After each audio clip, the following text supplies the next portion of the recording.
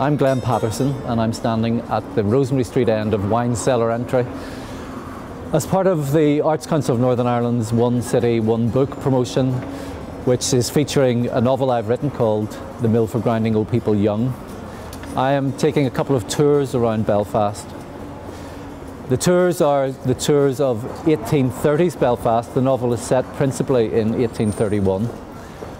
And what I'm going to do is try to find in Belfast 2012 as many traces as I possibly can of Belfast 1831.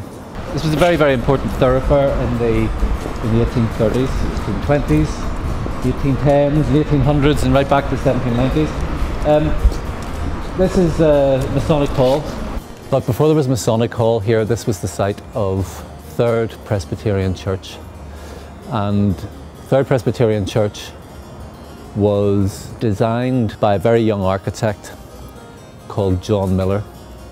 And when I say he was very young, John Miller, at the time he designed 3rd Presbyterian Church, was 18. Still a student. And he built a church here that was considered to be one of the very finest churches on the island. Belfast in the early years of the 19th century, Belfast going back even further, was a city, a town that was distinguished by its very, very imaginative and creative young men. This, I'm almost certain, this is Sugar House Entry. Sugar House Entry was famous for a tavern called the Dr. Franklin Tavern, which was run by James and Peggy Barclay.